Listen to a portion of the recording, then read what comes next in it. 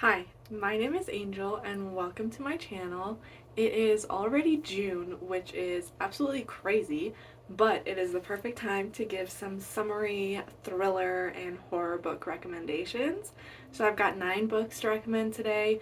Some of them are a little bit lesser known, so hopefully you can discover something you've never heard of before, but let's go ahead and get into it. So I'm going to start off with thrillers first. I have 5 thrillers that I think are kind of a good little summer vibe. Okay, the first book that I have to recommend is, I think it's YA, so I'm just going to put this one first, and that is The Rattled Bones by S.M. Parker. In this book, we are following a young girl who has just lost her father, and she's kind of being haunted, I guess, by a girl on an island near where she lives. She keeps seeing this girl there. She doesn't know why. And while she's out there exploring this island looking for this girl who she still thinks is a real person, she meets a boy who is there as like a research student. So he's doing some research on the island and the history of the island, and the more that she learns about the history from him and the more that they discover, they kind of unravel what has happened to the people on this island and who this girl may possibly be. I think this one's an enjoyable read for all ages. It's got a little bit of paranormal, but then you're also learning about the history when you kind of discover what happened on the island and how that is very real to what happens in real life in certain places. I thought this book was very easy to get through, very interesting. I wasn't bored at all, and it definitely has a perfect summer vibe because they're on an island over the summer kind of investigating this mystery. The next book that I have is a 2023 release, and that is The Villa by Rachel Hawkins. I just recently read this one, and I think it does have really good summer vibes to it. So we are following 2 women who are authors, and they are going to stay at this villa in Italy.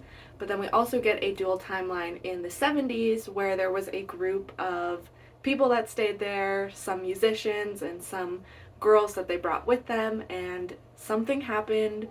Somebody was murdered that night. So now our 2 main characters are staying there in the present, and they know about this history, and they're kind of finding things that reveal a little bit more of the truth. They also have their own conflict going on, and yeah, it's just very summertime villa in Italy vibes. Sorry if you heard that scratching, that was my cat trying to get out of the room. The next thriller I have for you is another little lesser known one, and that is Yes Daddy by Jonathan Parks Ramage. I hope I said that correctly. So Yes Daddy is a debut by this author. It is his first book. It personally wasn't my favorite thriller, but I did really enjoy the writing, and I definitely think there are people out there who could really enjoy this. So we are following a young man who is trying to make it as a playwright, I believe, and he kind of is lured in by this older man who is very successful, kind of a famous guy, and he says, you know, come stay at my big estate for the summer, and they kind of have a little bit of a romantic relationship going on. So we are following their relationship, and we're following this main character as he goes and stays at this man's estate and meets other people that are there, and things get a little bit weird. It gets pretty crazy, and it just takes you for a wild ride. I really don't want to give away too much of it, but it is crazy. It is a little violent at times, so just be wary of that.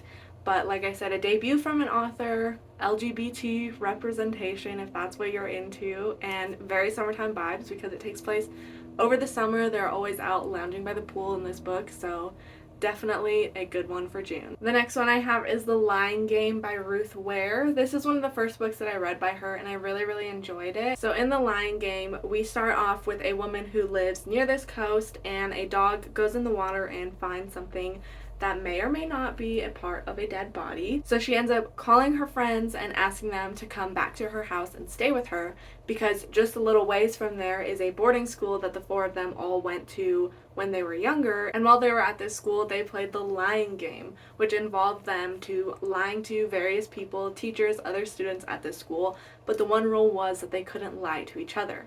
So now they have come back as adults, and there is this kind of mystery going on with this dead body that is found, and things start to unravel. It gets crazy, it gets messy, but I really just love the atmosphere of this book and the creepy boarding school and these girls there. I thought it was great, and I think it's perfect for summer. And the last book that I have is Good Neighbors by Sarah Langan. I'm not sure if that's how you say her name. Hopefully it is. I never pronounce things correctly. Anyways, this book, it is very hard for me to stand here today and try to tell you what this book is about because it is just so crazy. So we are following like a very cliche suburban neighborhood where everything's like picture perfect. All the families are so nice and they've got kids, you know, like suburban white family. You can picture it in your head. And this family moves in who does not fit that. The man's got tattoos, and the woman, the way that she presents herself is very, I don't want to say trashy, but that's what other people in the story think of her. They think of her as trashy. They think of this family as trashy, and they are very clearly just out of place in this picture perfect neighborhood. So immediately this family stands out in this community, but their neighbor, who is like the queen bee woman of this neighborhood, kind of takes the wife under her wing and helps her to fit in a little bit. And then one day they're at this like summer, I think it's like 4th of July, like block party barbecue type thing, when a sinkhole opens up in the neighborhood and everybody runs home back to their, you know, safety of their own homes. And it basically evolves to the kind of queen bee woman of this neighborhood. Her daughter falls into the sinkhole. So then there are just crazy accusations made against this new family, and the stuff that these people do to them is just absolutely crazy. This book is scary because it feels so true to like real life. And it's also very, very interesting in this book because we get kind of like news articles inserted throughout that are detailing this case. Because of what happened, it kind of becomes like a very big nationally known case, which I feel like is also very true to life. I think if something like this did happen, there would definitely be a almost cult following to it. So it was very, very interesting to get those news articles to kind of break up the book. But like I said, it's really hard to truly explain what this book is about and what happens. But it is perfect for summer. Definitely recommend if you love a good domestic thriller like I do. It's crazy and unsettling and just great. So those were my 5 thriller recommendations for summer. Now we are on to horror. I've got 4 horror books to recommend for you guys. So the first horror book I have is The Ghost Tree by Christina Henry. I think this one is classified as a YA book as well, but definitely could be enjoyed from any age group. So we are following a young teenage girl in the town of Smith's Hollow. So we know that her father in the past had gone missing, and his body was eventually found with his heart missing. And the police didn't really investigate it fully. No answers ever came out of this. So we are kind of following her as she deals with that. But then we also have 2 young girls who are found in the woods in the present day that are just absolutely torn apart. Nobody knows what happened to them. And once again, the police don't really seem that interested in thoroughly investigating this, and everybody kind of forgets about it.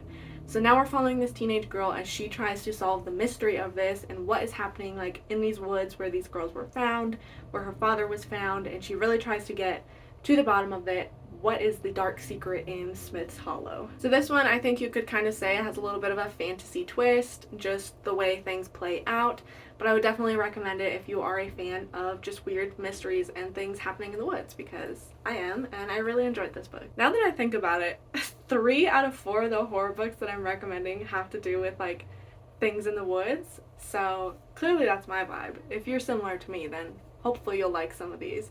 But the second book that I have is Jackal by Erin E. Adams. So we are following this woman as an adult. She is returning to her hometown for a wedding. She hasn't been to this town for a very, very long time, but she remembers being a child there and hearing all these myths of not going into the woods, and if you hear something calling your name from the woods, like, no you didn't, just ignore that.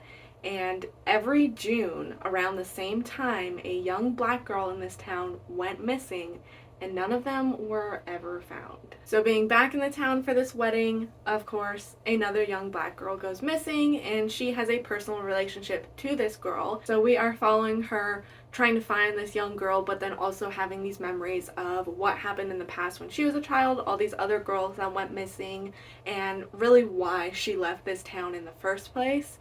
So it is very, very interesting. I loved all of the characters in this book. I think they were all very well done. So this book is pretty much like part mystery, and then towards the end we get into like cosmic horror, which I've seen a lot of people give it kind of negative reviews because of that, where they were more interested in the mystery and they didn't like the way things ended and how it kind of got a little bit unrealistic. But for me, I really, really love that, and this is definitely one of my top books of the year so far. While we're at it, I might as well talk about the third horror book that also has to do with creepy things in the woods. So the third horror summary recommendation that I have for you is a Stephen King book, but it's not one that I see too many people talking about, and that is The Girl Who Loved Tom Gordon. I know that my sisters are probably going to watch this and they're probably going to know exactly what I'm talking about, because my mom, I swear, she's like Stephen King's #1 fan. She's got all of his books, and this is the one book she insisted that all of us read, and I'm really, really glad she did because I really love this book. So the book starts off with a divorced mother taking her 2 children on the Appalachian Trail just for kind of a day hike while she's got some time to spend with them.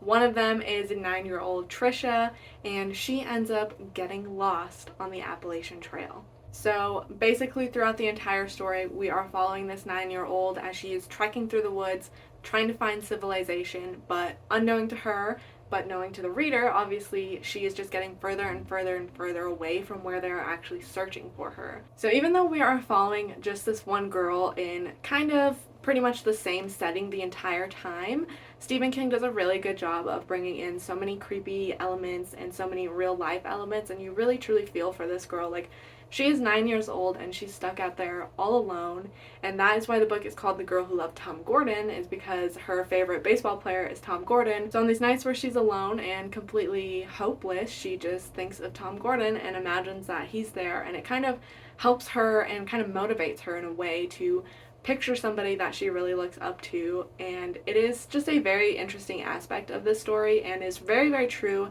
to, I think, the way that a child's mind works. So she's trekking through the woods, trying to get out of there, trying to get back to people, and all of a sudden there is this creature there, and it is kind of stalking her as she is trying to get out. So it gets very dark and creepy, but I think the story is excellent. The ending is just, I remember being so shocked the first time that I read that ending. I really, really love this book and definitely recommend. And the last book I have is Goddess of Filth by V. Castro. This is a novella, so it's a very quick, kind of one-sitting read, but we are following a group of girls during the summer where they decide it's a good idea to hold a seance. So a few weeks after this night where they hold this seance, one of the girls that was there starts acting very strange and totally unlike herself. So they bring in the help of a priest who thinks it's a demon, and they try to exorcise the demon and it doesn't work. And then they're thinking, well, maybe it's something a lot worse than that.